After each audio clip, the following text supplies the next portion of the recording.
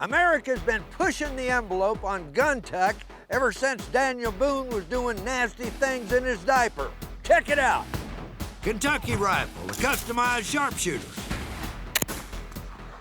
Maynard carbine, easy loading, accurate. Winchester repeater, wins the West by shooting fast. Springfield trapdoor brings some serious punch to the game. There you go. The Craig helps America win the Spanish-American War. And Uncle Sam's just getting started. We're still making the finest rifles today. No question. No question about it. And you're about to see them. We kicked off the 20th century with a 1903 Springfield, which gave us victory in the trenches of World War I. But that was the last war where a single-shot rifle could hold its own. We needed some type of automatic weapon, and that would take us 20 years and hundreds of prototypes. To give you an idea how many, we're going to a highly restricted armory at Quantico Marine Corps Base. Ah, I'm in heaven. Semi-automatics, automatics, floor to ceiling, cared for by curator Beth Crumley. Okay, and you have all these experimental weapons that nobody ever gets to see, don't you? We have a lot of experimental weapons here, yes. The search for an automatic weapon was tricky, but this one made a bit of a splash. The M1941 Johnson. It's just ugly, isn't it? One raider later wrote that you'd never find a Marine who was in love with a Johnson. They were not particularly popular.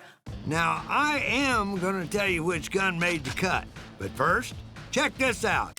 What is this, Beth? You've been holding out on me. You've been hiding these from me. These are anti-tank rifles. They are. They are Soviet and Chinese anti-tank rifles, 14.5 millimeter.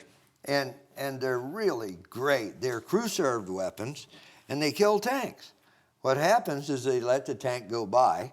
There's 4 or 5 guys in a team, 2 of them humping the rifle, of course, and the other 2 or 3 humping ammo. They let the tank go by and they shoot it in the butt, where the skin's a little thinner. Exactly. And they shoot it in the motor, goes right through the block, disables the tank.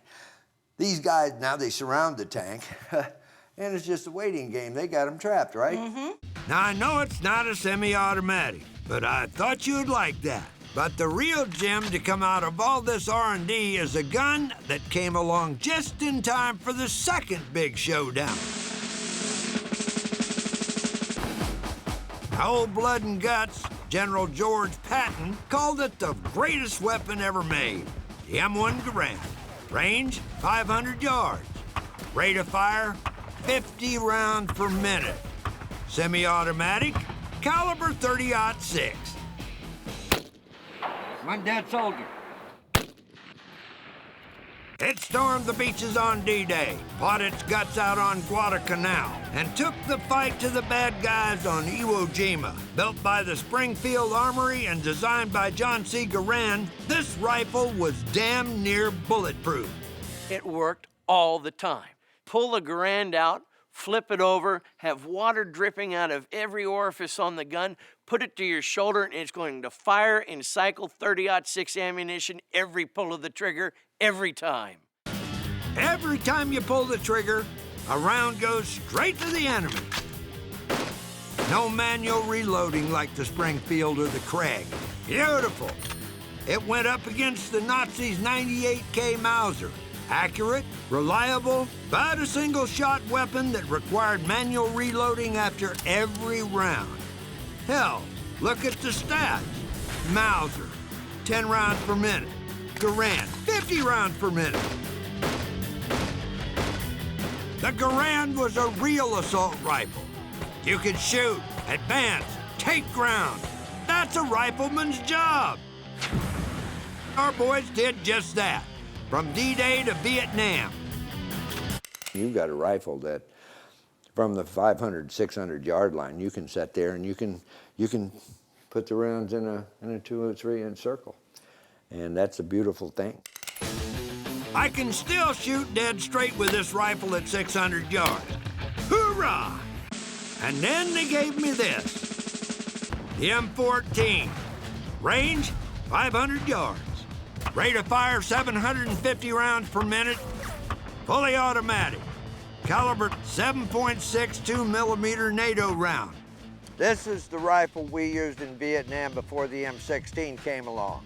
And the big difference between this and the M1 Garand is that this baby can also shoot fully automatic. The M14 is also a favorite with the snipers. Check it out.